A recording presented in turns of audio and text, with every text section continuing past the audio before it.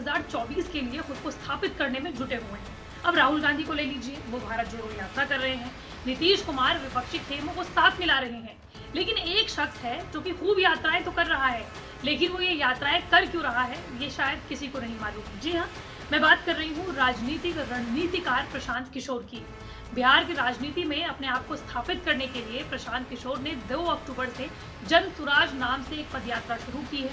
हालांकि प्रशांत किशोर ने अब तक ये साफ नहीं किया है कि आखिर वो आने वाले समय में पार्टी बनाएंगे या चुनाव लड़ेंगे। लेकिन एक बात साफ है कि प्रशांत किशोर नीतीश कुमार पर हर मंच से खूब निशाने साध रहे हैं। यहाँ तक कि प्रशांत किशोर जो हाल ही में नीतीश कुमार से मिले थे, उनसे उन्होंने अपनी बाकायदा मुलाकात के बारे में हुई चर्चाओं को भी सार्वजनिक कर दिया। अपनी यात्रा के तीसरे ही दिन पीके ने कहा कि आज नीतीश कुमार जी मुख्यमंत्री बन गए हैं तो बहुत होशियार बन रहे हैं। मेरे पास 2014 में चुनाव हारने के बाद नीतीश कुमार ने दिल्ली आकर कहा कि हमारी मदद कीजिए। महागठबंधन सरकार बनाकर हम लोगों ने कंधा लगाया, आज बैठकर हमको ज्ञान दे रहे हैं।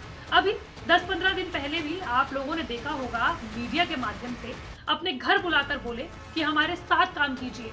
अपना उत्तराधिकारी बनने का प्रलोभन दिया, कहा कि वो ये सब क्या कर रहे हैं, आओ पार्टी संभालो। पीके ने कहा कि उन्होंने सीएम नीतीश कुमार से कहा कि बहुत लोगों ने हमको गाली लिखकर भेजा है कि क्यों हम आपसे मिलने आ रहे हैं। पीके ने बताया कि नीतीश कुमार जी से मिलने इसलिए गए थे कि मिलकर उनको ये बता सके कि कितना भी बड़ा प्रलोभन दे दीजिए, जनता से एक बार जो वादा दिए हैं उनसे पीछे नहीं हटेंगे। यही नहीं, अब कभी भी पीछे नहीं हटने वाले हैं। उत्तराधिकारी बनाएं या कुर्सी खाली कीजिए, उससे कोई मतलब नहीं। लेकिन सवाल ये उठता है कि लगभग सभी पार्टियों के साथ काम करने वाले पीके आखिर अब किसके लिए काम कर रहे हैं? वाकई में अपने लिए काम कर रहे हैं?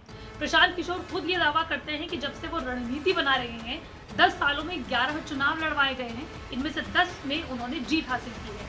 आखिर पीके के मन में है क्या? पीके अब किसका खेल खराब कर रहे हैं? जानकारों की माने तो प्रशांत किशोर राजनीति में उतरने की कोशिश कर रहे हैं। इसके लिए वो कुछ भी करने को तैयार नजर आ रहे हैं। सबसे पहला उनका टारगेट बने हैं नीतीश कुमार और उनकी सरकार, जिनकी छवि और उनके विकास को छोटा दिखाने की वो हर कोशिश कर रहे हैं। जाहिर सी बात है, प्रशांत किशोर को अगर बिहार की राजनीति में अपनी पैठ और पहचान बनानी है तो सबसे अच्छा टारगेट उनके लिए नीतीश कुमार की छवि और विकास के मॉडल दोनों को खत्म करना होगा।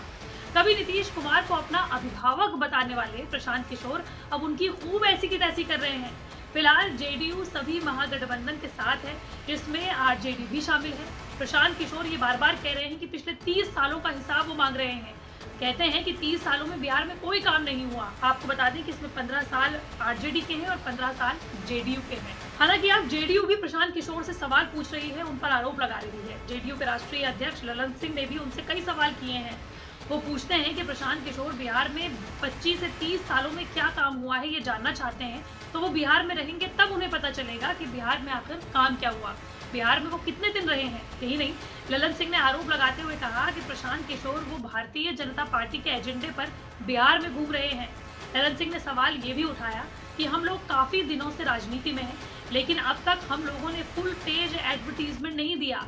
प्रशांत किशोर के पास आखिर विज्ञापन के पैसे आ कहां से रहे हैं? बहरहाल बिहार यात्रा पर निकले प्रशांत किशोर लोगों से वादे भी कर रहे हैं, जैसे कि उन्होंने एक वादा किया है कि 1 साल के भीतर गाँव के उन लोगों को वापस बिहार लेकर आएंगे जो बिहार से बाहर नौकरी के लिए गए हैं। यही नहीं, जनता को संबोधित करते हुए उन्होंने कहा कि इस बार आप उसे वोट करिएगा जो आपकी बेटी और पत्नी को रोटी दे, जो रोजगार दे और आपके अपनों को जो बाहर काम कर रहे हैं उन्हें बिहार में रोजगार देकर वापस बुलाए। लेकिन आखिर वो ये तमाम वोट मांग किसके लिए रहे हैं, अगर वो ना तो पार्टी बना रहे हैं और ना ही वो चुनाव लड़ रहे हैं? आपको क्या लगता है? कमेंट बॉक्स में जरूर बताइए। मंडे टू फ्राइडे में इस तरह के वीडियो आप तक लाती रहूंगी। अगर आप भी किसी टॉपिक के बारे में जानना चाहते हैं तो कमेंट बॉक्स पर जरूर बताएं।